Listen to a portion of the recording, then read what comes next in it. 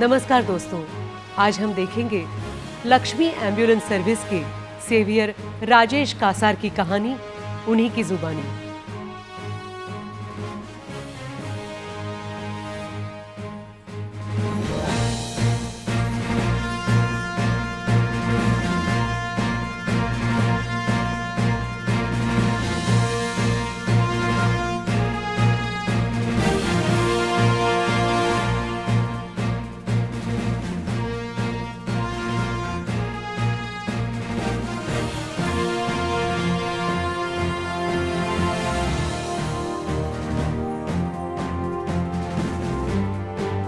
माझं नाव राजेश कासार.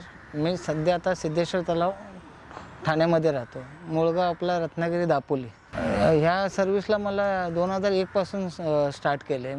पहिले आपले मॅटाडोर होती, त्याच्यानंतर मग ओमनी, नंतर मग ट्रॅव्हलर, इको असे चालू केलं.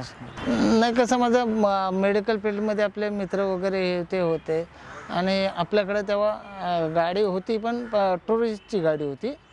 तर ती हे कोणतं म्हणतात, हे करण्यापेक्षा तू ॲम्ब्युलन्स लाईनमध्ये हे कर, आपले मित्र वगैरे आपल्या ह्या फील्डमध्ये आहेत, त्याच्यामुळे ते ॲम्ब्युलन्स लाईनचा विचार केला.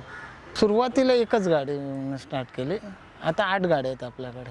चॅलेंजेस हे कुठल्याही गोष्टी बोलले तर चॅलेंजेस तर येणारच, पण त्याला आपण समोर हे करून स्टेप बाय स्टेप ह्यांचा त्याचा मित्रांचा सल्ला वगैरे हे ते घेऊन आपला एक एक चॅलेंज हे करून धंदा वाढत गेला आपला. चॅलेंजेसमध्ये ड्रायव्हरचा आला. पहिल्या स्टार्टला आपणच स्वतःच हे केलं, त्याच्यानंतर मग आता मग हे वाढत गेलं, तसं मग ड्रायव्हर ठेवून हे करायला लागलं. आता ॲम्ब्युलन्समध्ये नॉर्मल पण ॲम्ब्युलन्स येते, कार्डियक ॲम्ब्युलन्स येते, प्लस ऑक्सिजनवाले ॲम्ब्युलन्स, असे 2-3 प्रकारचे हे आहेत. हार्स व्हॅन पण येते. कठीण आहे म्हणजे कसं, हे बोललं तर थोडंफार हे होतंच हे, पण आता ह्या कोविडच्या काळातच जास्त म्हणजे ड्रायव्हर न मिळणं वगैरे हे ते सगळं ड्रायव्हरचं केअर करणं, ह्या गोष्टीमुळे थोडा ह्या कोविडच्याच काळात तेवढा प्रॉब्लेम आला. बाकी काही एवढा विशेष. कसं माहिती आहे, याच्या उपचार नव्हते ना, त्याच्यामुळे लोक घाबरायचे थोडे. त्याच्यामुळे मग त्यांचं इन्शुरन्स काढणं किंवा हे कर बाबा, सेफ्टीचं जेवढं किट वगैरे हे होते ते पण उपलब्ध होत नव्हत्या तेव्हा.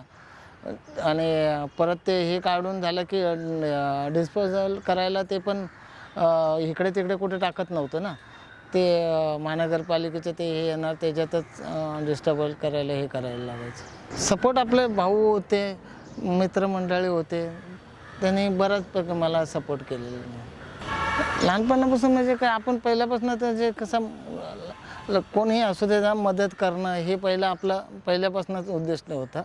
आणि आता हेच हे निवडलं क्षेत्र, त्याच्यामुळे तर आणखीनच लोकांना जेवढं गोरगरीब ह्यांना मदत करता येईल, काय करता येईल त्या हिशोबाने हे करतो सध्या. हा म्हणजे जेवढं पेशंटला रिकवर होतं आणि आपण सर्व्हिस देतो, समोरचे व्यक्ती बोलतात तुमची सर्व्हिस छान आहे वगैरे हे ते असं बोलतं, तेव्हा तर आपल्याला एकदम मनापासून बरं वाटतं की बाबा कोणतरी आपण केलेल्या कामाचं चीज झालं काहीतरी. हे कसं म्हणजे एक पेशंट हे आला होता, त्याला ऑक्सिजनची जास्त गरज होती, पण ऑक्सिजन मिळत नव्हता. तर मग आपल्याकडे होतं ते, तो बोलला की मग ते आपल्या गाडीतनं हे करून घेऊन गेलो जेजेला. तिथं पहिला केमला नेला, केमला नाही घेतला, नायरला गेलो, नायरला नाही घेतला, जेजेला हे करून रिक्वेस्ट करून हे ते करून त्यांना ते व्हेंटीवर चढवलं पेशंटला. तेव्हा तो अक्षरशः पाया पडला, नव्हतं तुम्ही होतात म्हणून आमच्या पेशंटचा जीव वाचला.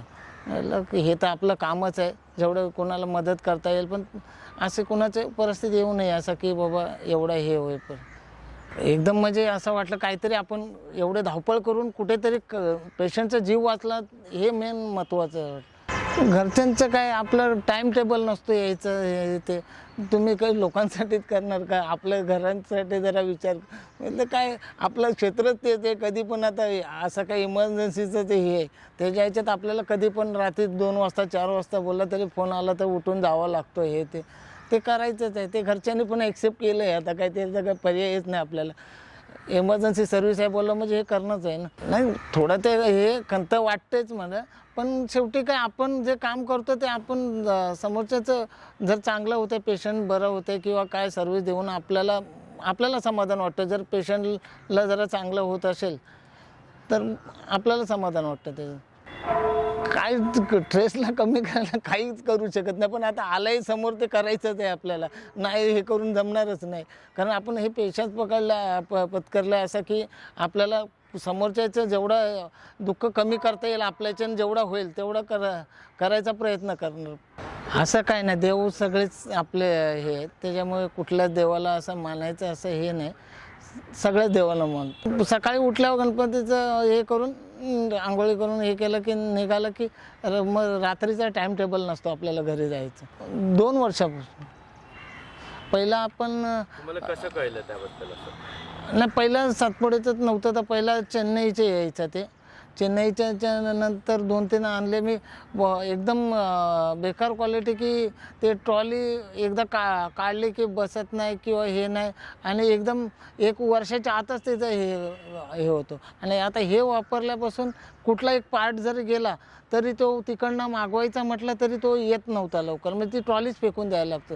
आणि ह्याचं कसं, आता कुठला एखादा पार्ट मागवला तरी येतो आणि ती ट्रॉली चालू राहते. फायदा म्हणजे बऱ्यापैकी हे चांगल्या क्वालिटीचं ट्रॉली आहे ती, म्हणजे ढकलायला वगैरे हे होते. पेशंटला पण हेवी किती पेशंट असला तरी मजबूत स्ट्रेचर. चांगला फीडबॅक आहे. मला तर ही ट्रॉली एकदम बेस्ट आहे एकदम, कारण त्या ट्रॉलीला कधी हे तुटते कधी हे होते, ह्याचा प्रॉब्लेमच नाही कुठल्या ह्याच्यात. आणि काय बेंड होत नाही, काय नाही. नाही, छान वाटलं. कारण मला पण मी मध्ये एक ट्रॉली पाहिजे होती ना, त्यासाठी फोन केला होता.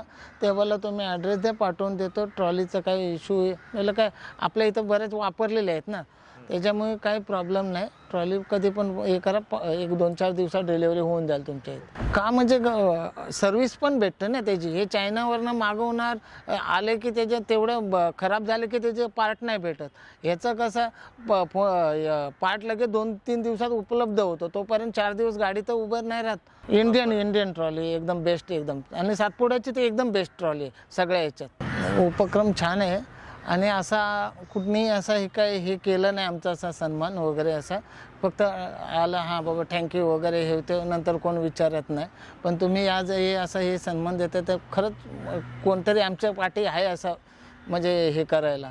त्यांना म्हणजे असं मेसेज म्हणजे काय, आता व्यवस्थित सर्व्हिस द्या फक्त चांगली, आणि चांगल्या हे करून सर्व्हिस म्हणजे पेशंटला जेवढा हे करता येईल, केअर करता येईल आपल्याला आपल्या ह्याच्याने, तेवढं हे करायचं. नाही खरंच म्हणजे असं हे होत असेल तर चांगलीच गोष्ट आहे ना. म्हणजे जेवढा बाबा कुणाचा काय प्रॉब्लेम झाला, काय झाला तरी बाबा इकडनं नाशिकला प्रॉब्लेम झाला किंवा नाशिकचा इकडे प्रॉब्लेम झाला, तर बाबा एकत्र येऊन एकमेकाचं हे करून प्रॉब्लेम सॉल्व्ह होऊन जाईल. आपल्या सगळ्या ॲम्ब्युलन्सवाल्याने एका छताखाली यायलाच पाहिजे, आणि आल्याशिवाय ते हे होणारच नाही. म्हणजे पूर्ण हे त्यांचं काय ते म्हणते पप्पा चांगले करतात सर्व्हिस आमचे हे ते, म्हणजे आम्हाला पण लोक म्हणजे कसं तिथं विचारतात हां ॲम्ब्युलन्सवाले येतं हां चल, म्हणजे चांगलं म्हणजे हे विचार आहे. सोम राजेश कासर. शुभ्रा राजेश कासर. खूप छान वाटतं. सन्मान कधी करत नाही कोण, पण असं केलं तुम्ही. रात्र काम करत असतात ते. रात्रीचे नुसते फोन येतात त्यांना, चांगलं वाटतं. खूप लोक ओळखतात त्यांना, असं वेगळंच वाटतं. पण ते काम करतात ते कामच असतं सगळ्यांचं. खूप अभिमान वाटतो, कारण ते दुसऱ्यांचा जीव वाचवण्याची मदत करतात. ओके. आणि शुभ्रा, तुला काय वाटतं, आज पप्पांना आपण सन्मानित केले, आजपासून पप्पा सेव्हियर राजेश कासार आहेत, तर तुला कसं वाटतंय? छान वाटतंय. ओके. पप्पांवर खूप प्रेम करते का मम्मीवर? पप्पांवर. ओके. का पप्पांवर? का पप्पा खूप लाड करतात? हो. ओके. पप्पांची अशी बेस्ट गोष्ट, बेस्ट क्वालिटी काय तुला जे वाटतं? त्यांना भरपूर लोक ओळखतात हां. आणि भरपूर लोकांची मदत पण करतात. ती चांगली गोष्ट वाटते. मदत करायची त्यांची मदत करायची क्वालिटी आहे. ओके. असे भरपूर 2-3 कधी बाहेरच असायचे, ते घरचे यायचीच नाही. ओके. माझे पप्पा पण सातपुडा सुपर सेव्हियर आहेत. आय लव्ह यू पप्पा, we are proud of you. त्यांना माहितीच आहे, कारण मी त्यांना टाईम देऊ शकत नाही, पण कधी आलो की फिरायला नेणं किंवा बाबा चला काय हे पाहिजे काय नाही तर देत, त्यामुळे ते खुश असतात.